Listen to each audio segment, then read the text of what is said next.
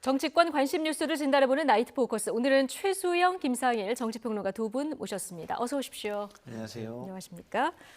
자, 의대 증원 규모를 두고 지금 의정 갈등이 길어지는 상황인데요. 윤석열 대통령이 오늘 관련 대국민 담화를 발표했습니다. 먼저 내용 듣고 오시겠습니다. 정부의 의료 개혁에 힘을 보태주고 계신 국민 여러분께 감사의 말씀을 드립니다. 아울러 국민들의 불편을 조속히 해소해 드리지 못해 대통령으로서 송구한 마음입니다. 2,000명이라는 숫자는 정부가 꼼꼼하게 계산하여 산출한 최소한의 증원 규모이고, 이를 결정하기까지 의사단체를 비롯한 의료계와 충분하고 광범위한 논의를 거쳤습니다. 집단 행동이 아니라 확실한 과학적 근거를 가지고 통일된 안을 정부에 제시해야 마땅합니다. 더 타당하고 합리적인 방안을 가져온다면 얼마든지 논의할 수 있습니다. 정부의 정책은 늘 열려있는 법입니다. 의료개혁 문제에 있어서 정부도 1,000명의 숫자를 고수하지 않고 대화할 거라는 입장을 밝힌 바 있습니다. 여러분, 저희는 문제를 여러분의 눈높이에 맞게 차근차근 풀어나가고 있습니다. 오늘 아침에 윤석열 대통령 담화한 거 하는 거 보니까 아직도 여전히 좀 심각하게 생각 안 하는 것 같더라고요. 엄하게 한번 심판해 주면 좋겠습니다. 네, 의정 갈등 사태 이후 대통령 처음 직접적으로 이제 유감을 표명했는데요. 51분 동안 담화를 했습니다. 여기서 보면은 그 2,000명 증원을 한 배경 설명이 굉장히 긴 시간을 할애를 했고요. 가장 눈에 띄는 부분이 더 타당하고 합리적인 방안을 가져온다면 얼마든지 논의할 수 있다. 이 얘기도 오늘 들어가 있어서요. 그렇죠. 정치권에서는 좀 해석이 엇갈리는 것 같아요. 저는 근데 명확한 선을 제시했다고 봅니다. 그러니까 네. 첫 번째가 그거잖아요. 정부 정책 바꿀 수 있다. 두 번째, 합리적 근거가 담긴 통일된 안을 갖고 와달라. 이건 네. 얘기 뭐냐면 지금 의협, 전공의협의회, 교수협의회 제각각 지금 네. 혼선을 빚고 있고 입장이 다르니까 그럼 통일된 안을 갖고 와달라. 정부는 이미 여러 차례 대화를 통해서 통일해놨다. 세 번째가 그거잖아요. 의료개혁을 위해서 3자, 국민, 정부, 의료계가 참여하는 3자 협의체를 구성해서 더 논의해보자. 그러니까 네. 어쨌든 저는 방향 전환을 했다고 봐요. 더더군다나 오늘 저녁에 그 성태훈 대통령실 정책실장이 한 방송에 출연해가지고 2,000명 절대적 숫자 아니다라고 아예 못을 박았습니다. 그럼 다만 뭐라 했냐면은 그렇다고 우리가 뭐 흥정하듯이 갑자기 뭐 1,500, 1,700, 뭐 500 이럴 수는 없으니까 네. 의료계가 그러면 우리가 인정할 만한 숫자를 갖고 온다면 충분히 지금부터라도 다시 협의하겠다고 얘기를 했으니까 이제 가능성을 열어놓은 거죠. 열어놨기 때문에 다만 이제 이것이 총선 전에 과연 이게 이제 어느 정도 가닥과 매듭을 지을 것이냐 아니면 그러니까 약간 물꼬를 좀 틀 것이냐 이 부분 아직도 네. 시간적인 좀 여유가 없어 보이긴 한데 그럼에도 불구하고 어쨌든 대통령의 입장은 사실 정책에 있어서의 언급은 최종 상태 우리가 엔드 스테이트라고 얘기를 하지 않습니까? 네. 그런 측면에서도 대통령도 정책실장이 이걸 또 보조했기 때문에 보조하는 말을 했기 때문에 저는 어쨌든 이제는 의료계가 이 공을 좀 받아서 어떻게 할 것인지를 고민해서 던져오는 게 그게 지금 관건이라고 봅니다. 네. 의료계에 이제 대통령이 공을 던졌다 이런 네네. 말씀인데 37번 지금까지 논의를 했고 의료계가 이제 와서 중구난방으로 여러 숫자를 던진다면서 좀 말씀하신 대로 통일된 의견을 달라 이런 주문도 내놨는데 김상일 평론가 들으시기에는 이게 조정 가능성의 방점이 찍혀 있는 것 같습니까? 아니면 증원 규모는 못 바꾼다 좀 방점이 찍혀 있는 것 같습니까? 아니 논의하고 조정하자고 한다면은 저 그 얘기는 한 줄하고 한 50분은 딴 얘기 뭐 마치 의사들의 그동안의 행위를 비난하는 듯한 그리고 뭐 굉장히 좀 약간 가르치는 듯한 그리고 약간 압박하는 듯한 이런 시간을 거의 다 할애했을까요? 저는 그렇게 생각하지 않습니다. 지금 오히려 제가 볼 때는 그동안 정부가 했던 것에 어떤 정당함을 알리고자 하는 것에 방점을 찍었다. 저는 그렇게 좀 보여지고요. 오늘 대통령 담화 저는 다 들었거든요. 처음부터. 네. 51분 다 네, 들으셨습니까? 50분 다 들었는데 네. 정말 과거 그 초등학교, 중학교 때 교실에서 선생님 훈화 말씀을 그것도 전혀 내키지 않는 상태에서 훈화 말씀을 듣는 듯한 그런 기분이었어요. 그래서 정말 충분하고 광범위한 의논을 했다. 그거는요, 그 힘 있는 사람이 규정할 게 아니에요. 예? 힘이 약한 사람들 내지는 관전자들 내지는 여론을 그 심판할 수 있는 국민들이 느끼게 해주셔야 되는데, 만약에 충분하고 광범위한 노력을 하는 모습을 지금부터라도 좀 보여주시든가, 국민들의 관심이 있을 네. 때.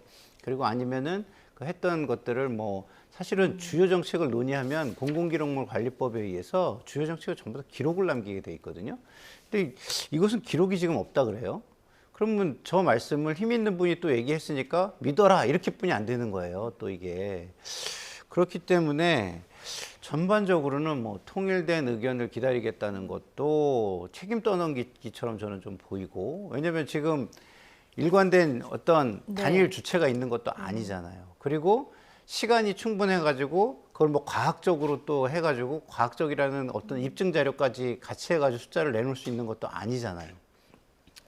저 같았으면 먼저 일단 국민을 위해서 모입시다. 우리도 지금까지 주장했던 것을 전부 다 터놓고 다시 얘기하겠다. 그리고 국민들에게 그 논의 내용도 이제는 충실하게 우리가 투명하게 알려가면서 하자. 야당도 들어와라. 시민사회도 들어와라.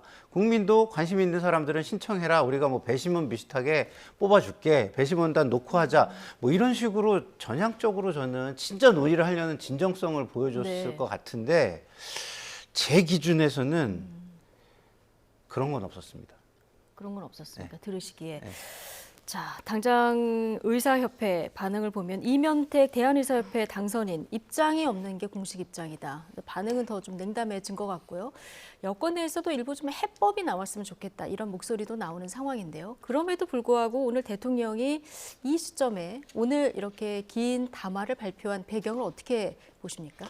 아무래도 뭐 지금 여당 내부에서도 총선에 대한 그런 위기감이 있고 또 수도권 출마자들 중심으로 특히 이 부분에 대해서 좀 풀어야 되겠다. 왜냐하면 과거에 이게 문제가 시작될 때는 정부의 굉장히 긍정적인 요인으로 네.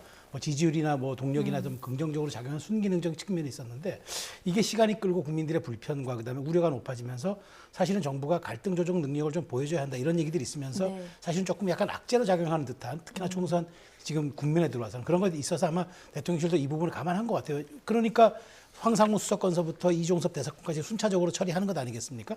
그런 측면에서 마지막 남은 대형 이슈가 이제 이건데, 저는 이렇게 봐요. 저는 의협 회장이 이렇게 무책임한 발언하면 안 되죠. 왜냐하면 그 어쨌든 대통령이 공을 던졌고 경책실장이 네. 지금 백업을 해가지고 분명히 얘기를 했잖아요. 우리가 2,000명 숫자 조정할 수 있다고 생각한다. 여지를 남겼는데도 할 말 없다고 얘기하는 것. 그리고 밖에 나가서는 여론전을 합니다. 우리가 뭐 20-30명을 낙선시킬 수도 있다는 취지 얘기를 해서 마치 의협이 정치적인 영향력을 행사하는 무슨 이익단체처럼 얘기를 합니다. 이거는 부적절하죠. 그리고 이분은 숫자를 더 줄여야 한다고 얘기합니다. 네. 이게 지금 사실 현실에서 불가능한 이야기고, 예. 사실은 지금 늘려서 조금 문제를 해결해 보자는데 이걸 줄이겠다는 얘기는 대화를 하지 말자는 얘기잖아요. 판을 깨자는 얘기잖아요. 근데 이분이 대표성을 가졌다고 자꾸 얘기하는데 다른 대하고도 말이 엇갈리지 않습니까? 저는 이 부분은 좀 의협이 저는 이분이 이렇게 무책임하고 또 이렇게 말하자면 남의 강 건너 불구경하듯이 보면 안 된다고 보고요. 분명히 정부가 입장을 내놨으면 여기에 한번 만나라도 보고 근데 들어라도 봐야지, 입장이 없다는 게 입장이다.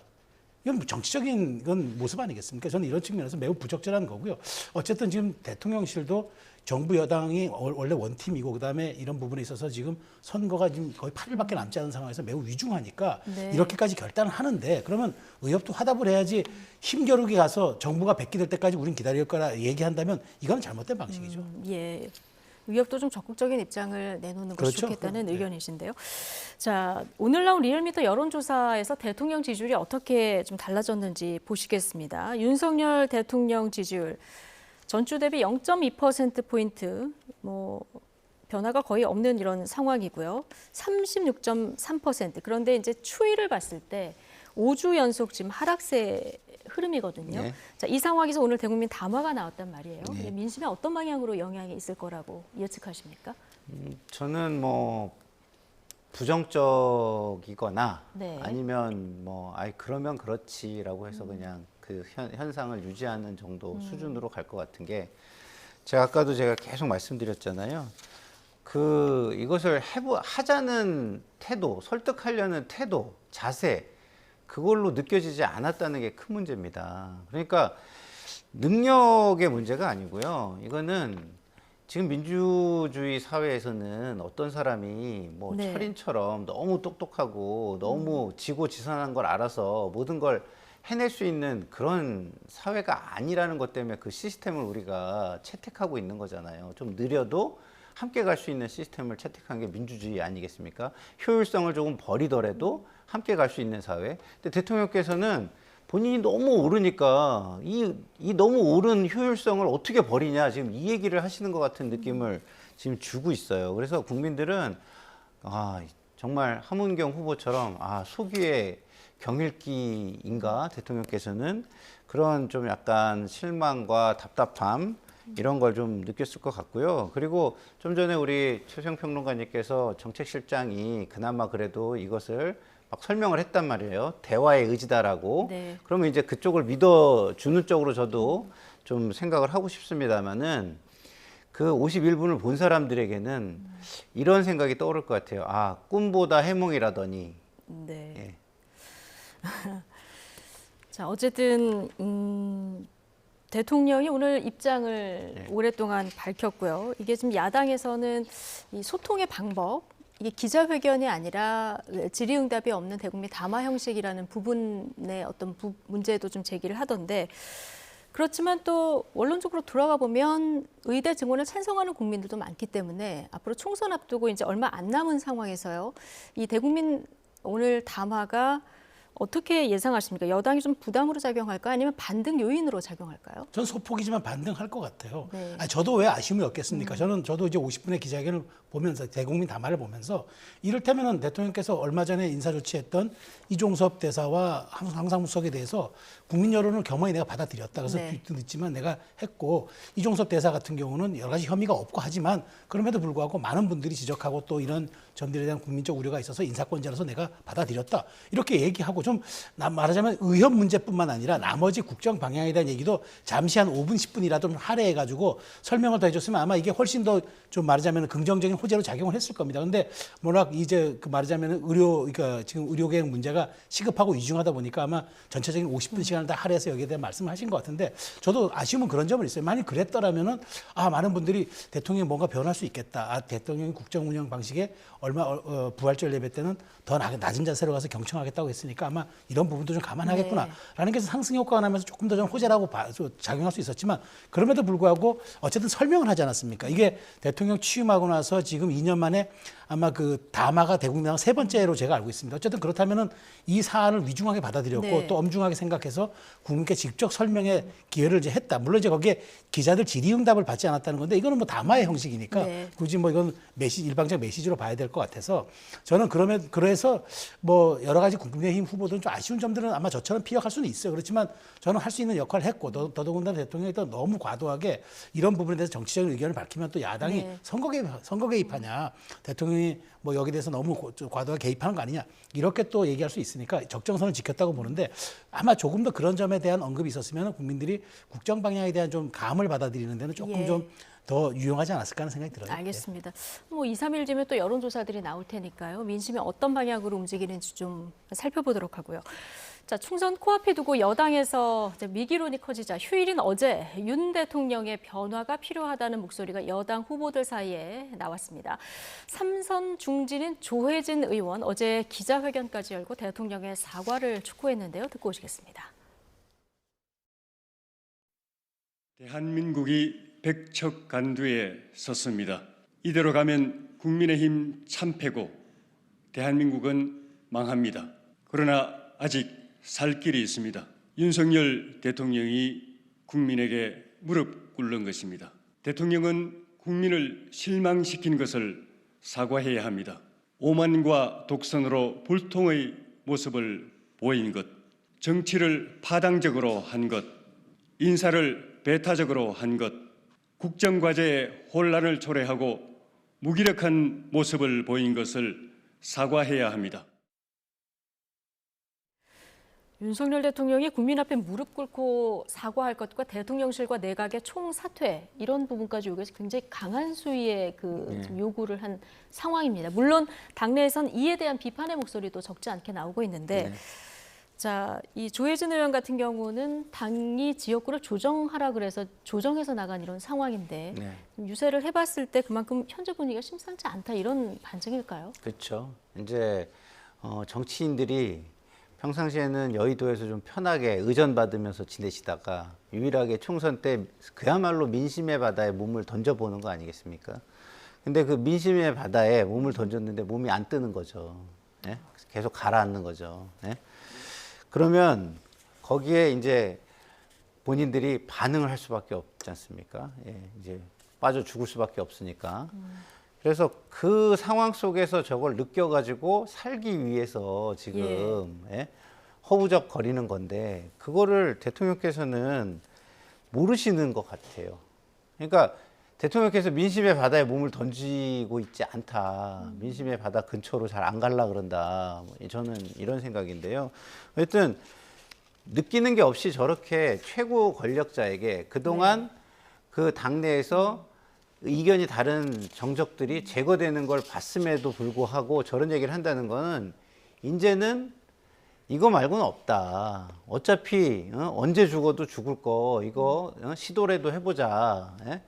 총명해 주거나 한식해 주거나 저는 뭐 그런 심정으로 저는 호소를 한 것이라고 봐요. 대통령한테 뭐 무릎을 꿇으라고 하는 것이 뭐 강성 지지층에서는 어떻게 이렇게 할 수 있냐 이렇게 얘기하는데 전 그렇게 이해하시는 것도 좀 이해가 안 되더라고요. 왜냐하면 저게 무릎을 꿇으라는 게 물리적으로 무릎을 꿇으라는 거로 전 들리지 않거든요.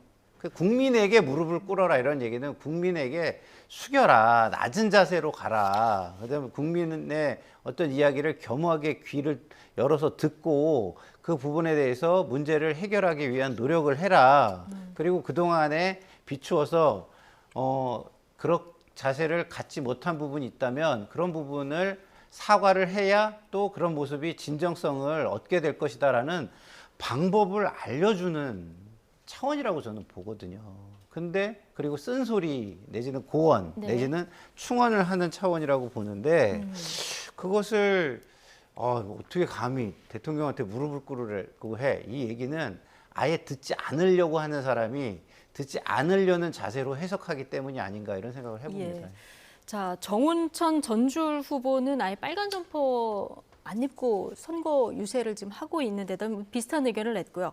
함은경 마포울 후보도 오늘 대담 이후에 아예 뭐 탈당 요구까지 지금 한 상황인데요. 이에 대해서 홍준표 대구시장은 근본 없이 돌아다니다가 당에 들어와서 주인 행세를 한다. 이런 비판도 내놨고 이장우 의원 같은 경우는 등에 칼 들이대는 못된 버릇이다. 뭐 이런 의견도 나오는데 자, 누구 의견이 맞느냐 이걸 떠나서요. 선거가 얼마 안 남았고 당장 금요일이면 사전 투표에 들어가야 되는 거 아니겠습니까? 당내 이런 여러 목소리들이 나오는 걸 어떻게 보십니까? 그러니까 지금 우리가 조금 전에 여론조사 봤잖아요. 네.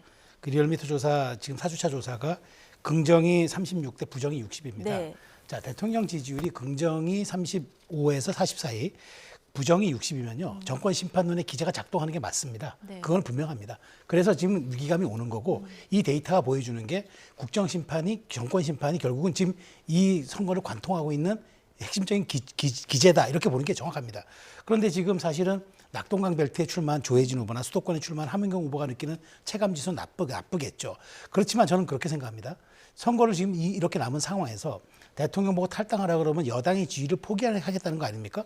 그건 또 다른 사안의 문제죠. 그러면 지금 후보로서 약속하고 있는 집권 여당에 대한 약속이 전부 다 무효가 되는 거 아닙니까? 무효라기보다는 효력이 없는 거겠죠. 네. 그다음에 지금 뭐 그 대통령 보고 이제 조혜진 의원은 내각 총사퇴를 얘기했는데 내각 총사퇴라면은 선거를 누가 감독하고 외교안보 누가 합니까? 그러니까 물론 이거 레토릭이라는 걸 알아요. 그러니까 그만큼 위중하고 절박하다라고 해서 세게 얘기를 한 거죠. 그래서 사실 오늘 대국민 담화도 그런 기란의 일종으로 다 만족하진 않았어도 그럼에도 불구하고 대통령실이 할 수밖에 없었던 그 절박성도 여기에 연장선상이라서 보는 거예요. 그러니까 수도권 후보들이 굉장히 강한 요구를 할 수는 저는 있다고 봅니다. 할 수는 있는데 그렇다고 해서 여당의 지위를 포기하고자 한다거나 내각 총사퇴를 얘기하는 거는 절박함과 정말 말하자면은 그 자기들의 위기감의 발로일 수 있으나 그런 것들이 레드라인을 넘으면은 오히려 이쪽의 지지층들이 실망해서 투표에 안 갈 수도 있기 때문에 네. 중도층을 잡기 위한 저는 강한 소구력도 필요하다고 보지만 네. 그럼에도 불구하고 이 우리 쪽이 말하자면 진보 진영, 그러니까 보수 진영 쪽이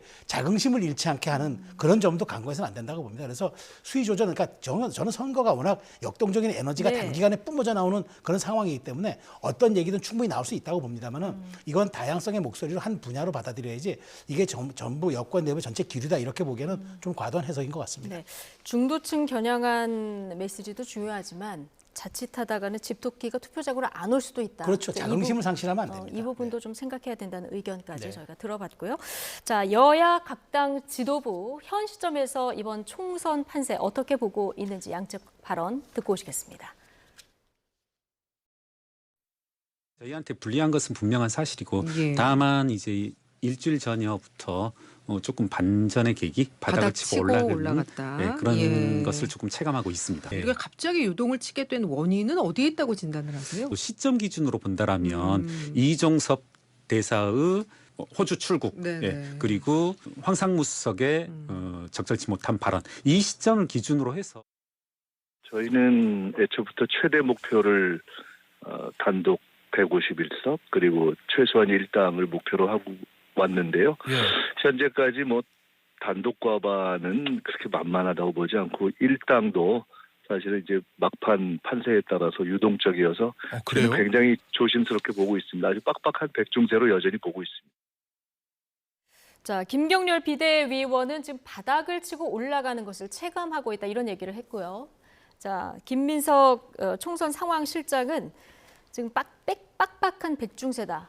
낙관론을 좀 경계하는 이런 목소리가 나왔는데요. 이 각 당의 현 판세 분석에 대한 의견 어떠십니까? 일단 바닥을 치고 올라오는 것을 체감한다는 김경률 비대위원의 말씀은요. 사실은 제가 이종섭 대사 사퇴 소식을 들었을 때 그 이후에는 저도 약간 그런 느낌이 있었어요. 아, 바닥을 쳤구나. 그리고 이것이 어떤 상승의 어떤 첫 단추가 될 수 있겠구나. 여기서 남은 것은 이 기조를 계속 가져갈 거라는 진정성을 국민에게 보여주는, 자세가 바뀌었다는, 태도가 바뀌었다는, 그리고 반성의 기조, 성찰의 기조로 국민과 함께 가겠다는, 일방통행하지 않겠다는 그런 진정성만 보여주면 그 추세가 유지돼서 바닥을 치고 올라가겠구나 이런 생각이 들었어요. 근데 네. 오늘 대통령의 담화가 그 기대에 저는 찬물을 끼얹은 거 아닌가. 저런 담화 51분 동안 훈화하듯이 하는 저 모습이 과연 그럼 국민과 함께 가겠다는 뜻인가?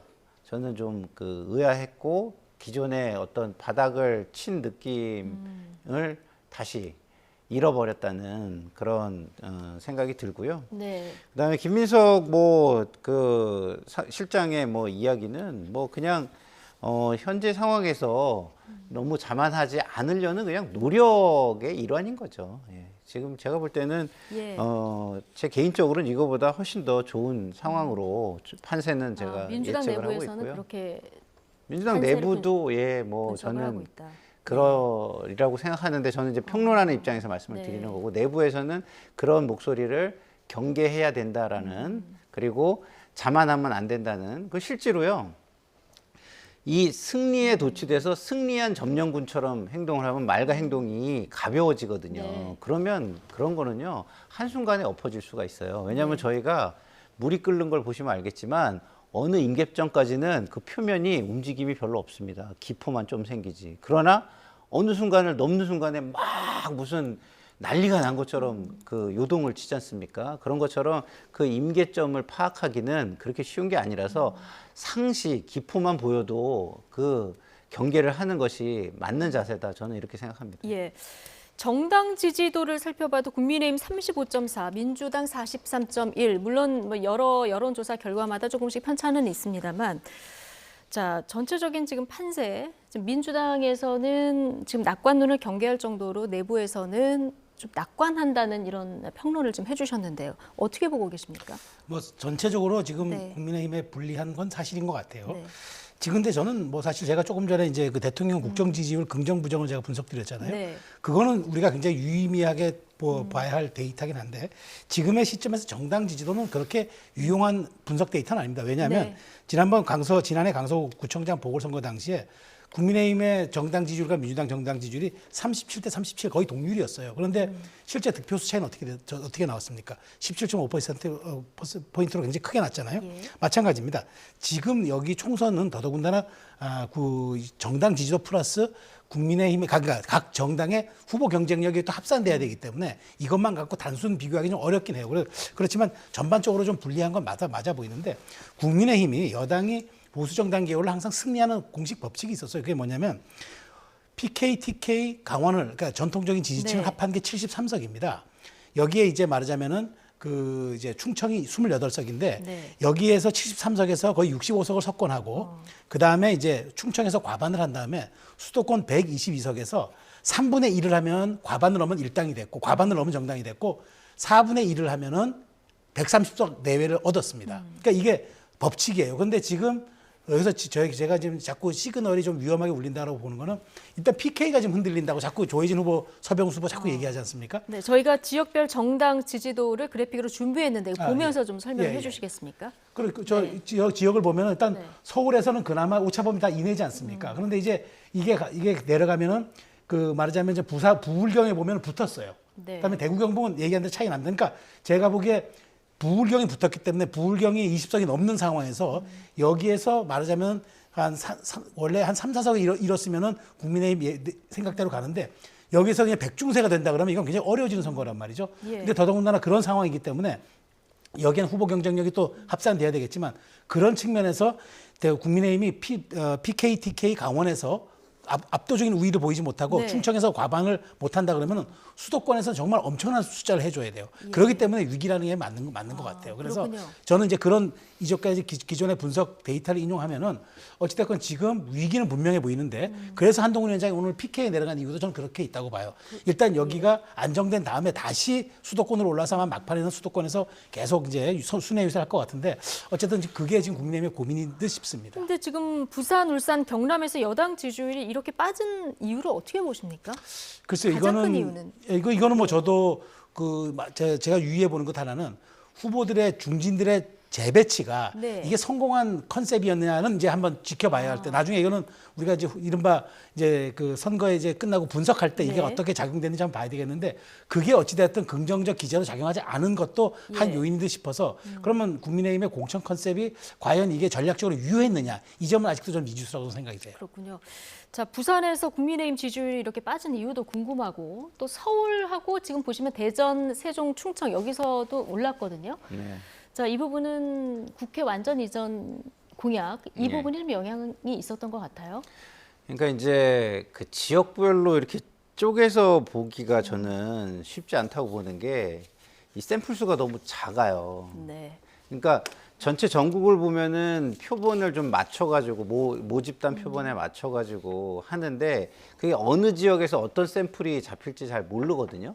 그래서 예를 들어서 20대가 뭐 수도권에 몰릴 수 있는 경우도 있고 그 다음에 영남에 몰릴 수도 있고 호남에 몰릴 수도 있고 그렇지만 이걸 다 합치면 통계적으로 하나의 과학적인 결과치가 나오는 게 이제 통계거든요. 근데 샘플 수가 작으면 이게 한쪽으로 몰렸을 때의 그 바이아스가 굉장히 크게 나타날 수 있어서 최근에 부울경 지역에 그렇게 커다란 이슈는 저는 별로 없어 보인다. 그러나 전반적인 우리가 추세, 전체 여론조사 추세, 대통령 지지율 추세 이런 추세를 본다면 그런 추세에 연동돼서 하락세가 있는 것이 조금 더 과대 대표된 그것이 있는 거 아닌가 저는 이렇게 보이고요.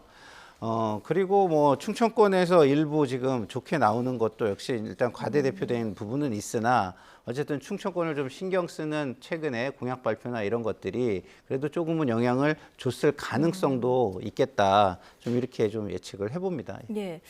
자, 비례정당 지지도도 보실까요? 자, 조국혁신당 지지율이 계속해서 오르고 있는데요. 지금 보시면 29.5%. 자, 국민의 미래가 30.2%인데 큰 차이가 안 나는 상황이거든요. 이게 실제 투표에서도 이런 결과로 이어질까요? 그러니까 요즘에 이제 이제 여론조사 추이를 보면 말이죠. 네. 그 여론조사에서 이제 말하자면 진보 진영의 응답률이 좀 과대 표집돼 있고 보수층의 응답률이 과소 표집돼 있다 이런 이제 분석 기사들이 많이 나와요. 네. 이유가 뭐냐면은 이게 선거도 기세 싸움이라서 특정 진영에 이제 지지하고 있는 사람들이 그쪽 진영에 기세를 올릴 때는 응답률이라든가 참여율이 굉장히 높아지지만 좀 빠질 때는 이게 사기의 문제도 있고 여러 가지 본인의 열기에 대한 문제도 있기 때문에 좀 빠진단 말이에요. 지금 그런 측면이 약간 반영돼 있는 것 같고 조국 신당은 기세를 탄 것 같아요. 그래서 응답하는 지지자들도 확신에 차가지고 이렇게 할 것 같은데, 근데 이제 여기에서 이제 과연 그렇다면은 여기에 그 과소 표집된 보수층들이 과연 그럼 투표장에서 어떤 행태를 보일 것이냐. 더더군다나 저는 그 지금 60대 이상 유권자가 가장 많아졌다는 거 아닙니까 역대? 예. 그렇다면 이제 저는 이번 총선이 아마 40대, 50대와 60대 이상의 아마 세대 전쟁으로 진행될 것 같고, 그다음에 20대와 30대 초반은 아마 캐스팅 보트를 쥐는 그런 역할로 갈 것 같은데, 그런 측면에서 지금 조국 혁신당이 기세를 탄 건 분명해 보입니다. 다만 저는 지금 여기서 국민의 미래가 조금 더 아픈 지점이 뭐냐면 이게 지금 조국 혁신당과 그 더불어민주연합이 약간 국민의 미래를 포위하는 듯한 형국으로 네. 지금 가기 때문에 확장성이라든가 이런 확장세가 좀 떨어지는 이 점이 조금 이제 약간 뼈아픈 지점인 것 같습니다만, 그럼에도 불구하고 저는 지금 조국 혁신당이 바로 지금 시험대에 들었습니다. 뭐냐면 박은정 후보라든가 조국 대표가 이른바 말하자면 전관 예우에 대해서 지금 말이 바뀌거나 혹은 지난해에 대한 태도, 자기 입장과 전혀 배치되는 이런 얘기를 하기 예. 때문에 과연 그렇다면 사람 이름으로 내건 정당이 이렇게 표리부동하게도 하는 것들을 우리가 용인해도 되느냐? 저는 마지막 중도층의 그런 그 스윙의 판단에 대한 그런 좀 그 역할도 남아 있는 것 같아서 조국 혁신당이 기세를 탄 건 분명해 보이지만 네. 이게 끝까지 이 기세를 유지할지는 저는 한번 지켜봐야 될 대목이라고 생각합니다. 비례 1번 후보 논란이 좀 영향이 있을지 지켜봐야 네네. 된다는 말씀이신데, 지금 말씀하신 대로 더불어민주연합하고 조국혁신당을 합하면 거의 49% 가까이 되거든요. 국민의 미래는 30.2%. 예. 조국혁신당이 처음에 비례로 우리가 정당을 만들어서 이렇게 되면은 네. 민주당 파이도 늘어난다, 범진보 파이가 늘어난다 얘기를 했는데 지금 여론 지표상으로만 보면 사실 그 말이 현실화되고 있는 거거든요. 그러니까 과거의 리얼미터 조사를 네. 다시 생각해 보시면요. 대부분 47, 8% 정도가 나왔어요. 네. 그러니까 다른 여론조사보다 리얼미터가 민주당이 높게 나오는 성향이 있었던 건 사실인데 어쨌든 그 수준으로 다시 올라간 셈입니다. 그러면 과거의 지지층을 그 조국 혁신당이 나옴으로써 다 복원했다, 실망하고 이탈돼 있던 지지층을 투표장으로 끌어내는 역할은 충분히 하고 있다, 이렇게 보는 게 맞을 것 같고요. 그다음에 더불어민주연합이 19%, 그다음에 그 조국 혁신당이 29.5%가 나온다는 건 무슨 의미냐? 민주당의 어떤 이재명 대표와 관련된 강성 지지층 외에는 다 갈 어떤 마음의 준비가 돼 있을 수도 있다. 그래서 앞으로 이 공천에서 보였던 이런 모습들을 어떻게 그 지지층을 달래면서 함께 가려는 모습으로 전환할 수 있느냐에 네. 따라 가지고 제가 볼 때는 상당 부분 이 지지층이 분리돼 나갈 수 있겠다, 이런 생각이 좀 듭니다. 그렇군요. 자, 한동훈 위원장 그 비수도권 유세 첫 지역으로 PK 지역을 방문한 거 앞서 본 그 여론조사와 무관하지 않다, 네. 이런 얘기를 해주셨고요. 이재명 대표는 좀 이틀 연속 본인의 지역구인 계양을 해서 선거 운동에 집중하는 이런 모습이거든요. 지역구에 출마했기 때문에 이건 좀 어쩔 수 없는 선거 전략일 수밖에 없겠죠. 그렇죠. 근데 사실 이재명 대표가 굉장히 저는 정치적 좀 호사를 누리고 있다, 이렇게 좀 표현을 하고 싶은데, 뭐냐면 사실 그 경선 과정만 해도 경선 때 이재명 대표의 도움이 필요해가지고 이재명 대표와 인증샷 올리고 이재명 대표 유세 와달라고 요청하는 건 많았지만 실제 본선에 가면은 비호감도라든가 여러 가지 확장성 문제 때문에 네.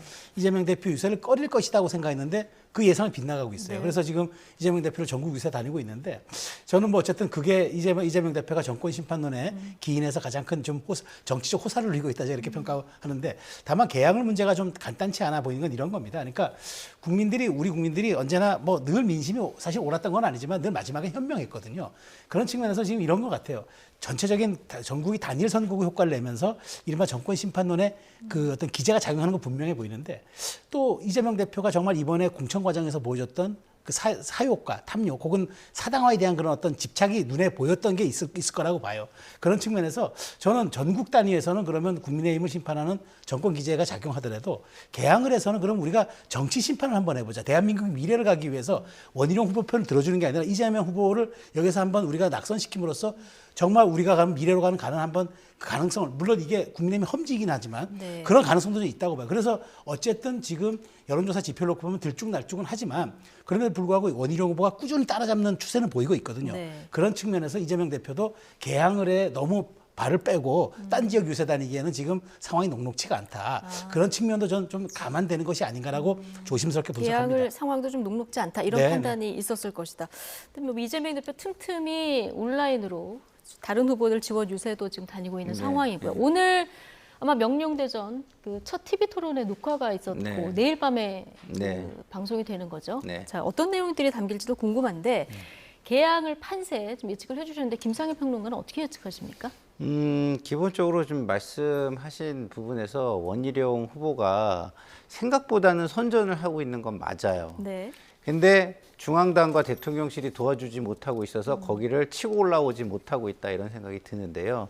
어쨌든 원희룡 후보가 굉장히 선전하는 가운데 한동훈 비대위원장이 부각됐을 때는요, 거의 접전을 벌이는 수준까지 올라왔었어요. 근데 최근 2, 3주 추이는 다시 벌어지는 추세거든요. 추세 자체가 거의 따라왔다가 다시 벌어지는 추세. 그건 뭐냐? 기본적으로 이종섭 대사 논란 이후에 대통령실이 계속해서 선거에는 오히려 후보들에게 힘을 주는 게 아니라 힘을 빼고 있는 현상이 확연해 보인다 이런 생각이 좀 들고요. 그런데 그렇게 벌어지는 추세임에도 불구하고 그럼 대표가 왜 이틀 동안이나 개항을 갔느냐? 저는 그건 TV 토론의 중요성 때문이라고 저는 봅니다. 네. 왜냐하면 각자 이야기들은 뭐 각자 하겠지만 이 서로가 후보들이 마주 앉아가지고 토론회를 할 때는요, 큰 차별성이 없을 수도 있지만 때에 따라서는 굉장히 큰 실수를 유도해낼 수 있는 굉장히 그 좋은 기회의 장이거든요. 그런 측면에서 볼 때 그 하루 전부터는 좀 준비를 했어야 했고 당일도 그 토론회가 중요하니까 토론을 하고 다른 데 먼 데 이동하는 것보다는 근처를 선거운동을 하는 것이 효율적이라고 판단하지 않았을까. 네. 저는 이렇게 생각합니다. 예, 자 내일 TV 토론의 내용이 나오면 또 뭐 전해드릴 예정이고요. 자, 민주당에서는 막판 후보들의 부동산 논란, 또 막말 논란에 좀 곤란한 분위기가 읽히는데요. 특히 국민의힘 양문석 경기 안산갑 후보의 대학생 딸 대출 관련해서 좀 집중 포화를 퍼붓고 있습니다. 민주당 내에서도 곤혹스러운 분위기가 읽히는데요. 관련 발언 듣고 오시겠습니다. 더불어민주당 양문석 후보의 불법 대출 의혹에는 우리 국민들께서 결코 참을 수 없어 하는 두 가지가 있습니다. 부동산 투기와 이를 덮기 위한 거짓말이 그것입니다. 양문석 후보는 비판이 쏟아지자 피해자가 있냐며 적반하장의 태도를 보였습니다. 양문석 후보 때문에 대출을 받지 못한 사업자들이 피해자이며 이런 기막힌 소리를 들어야 하는 국민들이 피해자입니다. 선거 전에 돌입해서 이런 사안이 제기됐기 때문에 참 상당히 당으로서는 곤혹스러운 건 사실이죠. 그럼 지금 당장은 뭐 공천 취소를 결정할 가능성은 없는 건가요? 선거 불과 한 8, 9일 남겨두고 그런 극단적 결정을 하면 그 후보 당사자도 그렇지만 선거 국면 전체에 미치는 영향도 크기 때문에 그렇게 함부로 예단하기는 어려울 것 같습니다. 자, 여당이 양문석 후보를 사기 혐의로 고발까지 한 상황입니다. 이게 이제 편법이냐 불법이냐 지금 여야의 주장이 다른 상황인데 선거 끝나고도 좀 파장이 있을까요? 그렇죠. 왜냐하면 이 대출을 받고 신청하는 과정에서 일종의 공문서, 그러니까 사문서 위조가 될 수도 있고, 예. 그 다음에 어찌됐건 그게 뭐 배임이 될 수도 있고, 어쨌든 지금 이게 정상적이지 않은 서류로 돈을 타낸 것 아닙니까? 그리고 그 나중에 또 추가 서류를 제출하는 것도 허위를 제출한 거 아닙니까? 이거는 분명히 나중에 그 문제가 될 수도 있는 소지가 있고 또 더더군다나 양문석 후보가 또 공시지가로 낮춰서 원래 실거래가로 신고를 해야 되는데 높은 가격으로 신고를 해야 되는데 그것도 지금 9억을 뺐기 때문에 그건 또 나중에 또 말하자면 허위 사실로 돼가지고 일종의 선거법 위반이 될 수도 있어. 여러 가지 지금 말하자면 그 리스크가 있는 상황이죠. 근데 저는 여기에서 도덕적 윤리적인 비난보다도 양문석 후보의 좀 말하자면 그 일종의 인식 같은 거 이걸 가짜 뉴스로 얘기했잖아요. 그러면서 국회 들어가면서 자기가 징벌적 손해배상을 통해서 이런 가짜 뉴스 유포하는 그 회사들 문을 닫겠다는 취지로 얘기했는데 이게 가당키나 한 말입니까? 국회의원이 무슨 언론사 탄압하는 기관입니까? 그런 생각들이 더 이제 큰 문제가 되는 것 같아요. 그래서 제가 보기에 지금 민주당 입장에서는 이 문제가 정말 그 말하자면은 그 어떻게 처리하는 것도 쉽지는 않겠지만 가장 나쁜 거는 그냥 방기하는 거잖아요. 전 이게 만일 수요일부터는 지금 아마 이제 그 여론조사 공표 금지 기간이라서 이런 것들이 반영되는 게 실시간으로 이제 국민들께 전달이 안 되겠지만 그럼에도 불구하고 이 문제가 부동산이라는 문제는 공정의 가치에서 굉장히 서민에게 그 중요한 그 말하자면 작동하는 그 요인이거든요. 그런 측면에서 이게 기저에 깔아앉는다 그러면은 저는 수도권 박빙승부 지역에서는 굉장히 민주당에게는 좀 아주 안 좋은 쪽으로 작용할 가능성이 높다고 봐요. 네. 그 양문석 후보는 대출 이 사기 대출로 보도한 언론사 고소하겠다라고 강경 입장이었었는데 저녁 무렵 SNS에 사과의 글을 또 올리면서 더 이상의 논란이 없도록 아파트를 처분해서 새마을금고 대출금을 갚겠다. 처분 과정에서 손해 발생하면 감수하고 혹여 이익이 발생하면 전액 공익단체에 기부하겠다 이런 입장을 밝혔는데요. 논란을 잠재울 수 있을까요? 글쎄요. 저는 이게 굉장히 제가 볼 때는 좀 좋지 않거든요. 왜냐하면 편법인 거를 알고 했다고 사실상 본인이 시인을 한 거잖아요. 근데 이런 편법 대출 제가 볼 때는 이거는 뭐 거의 위법성이 굉장히 높은 건데 가능성이 저는 굉장히 높다고 보는데 그 편법을 알았다? 그러면 사회에 존재하는 반칙과 특권과 부정부패 이런 거를 사실상 눈 감고 자기가 그 혜택을 받다는 거예요. 근데 국회 들어가면 해야 되는 게 이런 부정부패를 바로잡는 거거든요. 그러면 나에게 이익이 있을 때 어떤 행동을 할지 모른다는 국민의 불신을 해결할 수가 없는 거 아니겠습니까? 모르고 했다라고 한다면 조금 얘기가 되는데 제가 볼 때는 편법인 줄 알았지만 이라고 본인이 이제 시인을 하는 대목에서 저는 이미 공직에 나가실 자격은 잃은 거 아닌가 이런 생각이 들기 때문에 그리고 또 이게 당선이 되더라도요 굉장히 제가 볼 때는 이게 그 결과가 뒤바뀔 수 있는 어떤 여지의 변수들이 또 너무나 많아요. 많은 상황이고 그렇기 때문에 민주당도 제가 볼 때는 모르겠습니다.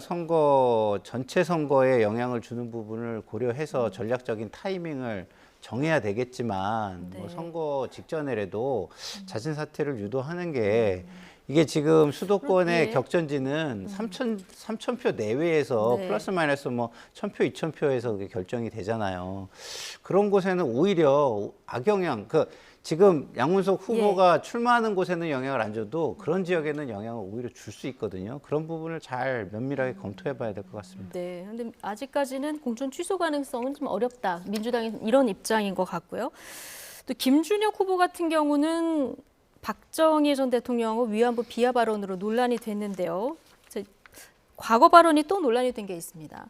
김환란 이대 초대 총장이 해방 이후 미군 장교들에게 학생들에게 성상납을 시켰다 이런 주장이 나오기도 했고요.